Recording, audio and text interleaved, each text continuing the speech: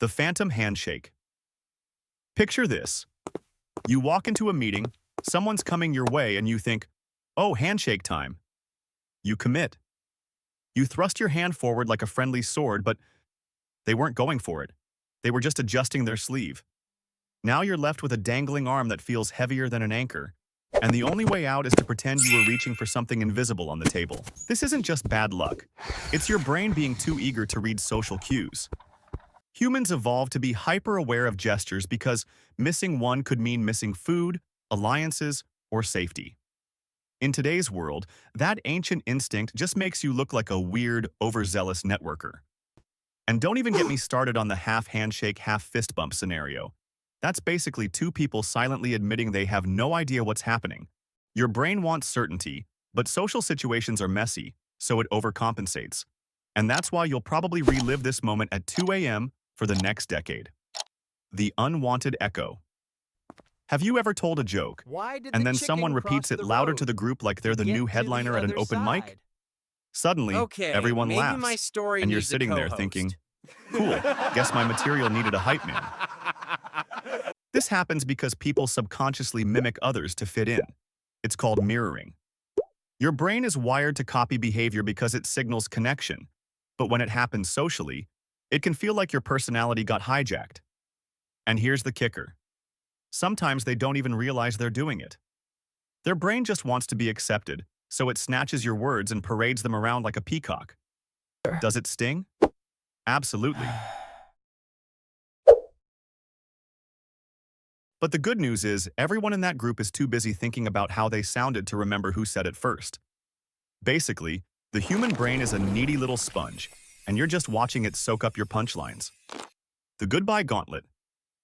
Nothing tests your ability to act cool like saying goodbye in a group. You've announced your exit, and now you're trapped in the longest obstacle course known to man, shaking hands, hugging, doing weird shoulder pats, and repeating, "All right, see ya," 5 times. Why does it feel like leaving takes longer than arriving? It's because goodbyes trigger something called closure rituals.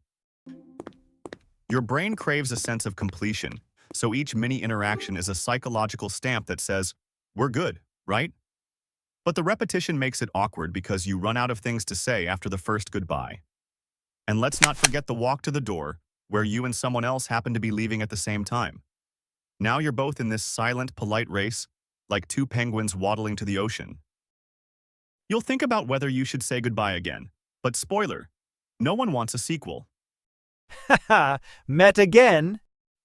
The wrong name. Disaster. Few things can make you want to dissolve into the carpet like confidently calling someone by the wrong name.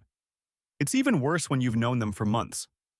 Your brain is usually an impressive filing cabinet of faces and labels, but it's also lazy.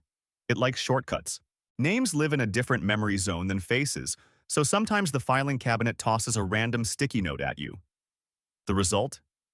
You greet Kevin like he's Brian, and suddenly you're questioning every interaction you've ever had. Why is this so painful? Because names are tied to identity, and using the wrong one feels like a mini insult. Psychology calls this a retrieval error, but socially, it's just humiliation served fresh. Bonus points if they correct you and you double down. Oh, I knew that, haha. Sure you did. The too long hug. Hugging is supposed to be warm and quick, but sometimes it drifts into the dreaded overtime. You lean in for a friendly squeeze, and suddenly no one knows when to let go. Now you're both in a weird chest-to-chest standoff, wondering who will be the first to break. Why does this happen? Hug timing isn't universal. It's culturally influenced and depends on personal comfort levels. Your brain, meanwhile, is just trying to release some feel-good oxytocin while silently screaming, "Abort mission." The awkwardness spikes because of heightened self-awareness. In that moment, you feel like every cell in your body is watching itself hug. Pro tip: count to 2, then bail.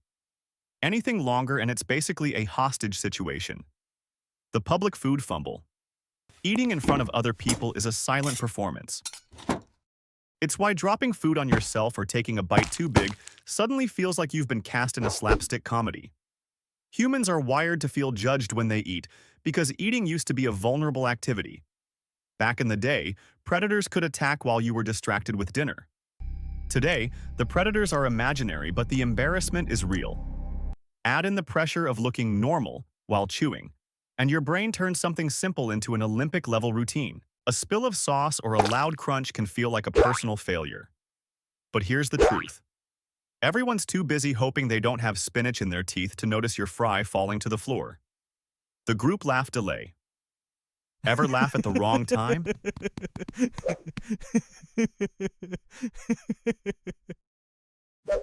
Maybe you hear a joke, your brain's still buffering, and by the time you chuckle, everyone else has moved on to a serious topic. Now you look like the insensitive one laughing at grandma's broken hip. This delay happens because your brain needs to decode language, social cues, and humor all at once, and sometimes it lags like old Wi-Fi. There's also social pressure to match the group's energy, so when you laugh too late, it feels like a record scratch moment.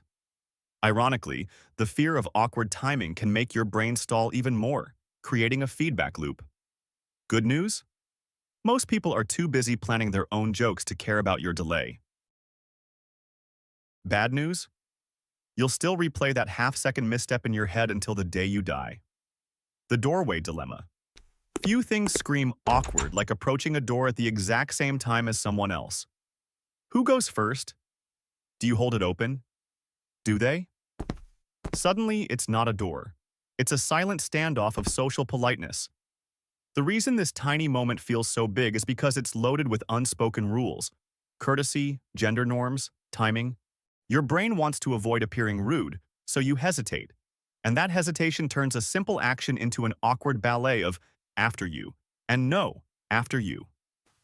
Fun fact, studies on micro-behaviors show that these moments spike social anxiety because they force us to make instant decisions with no script.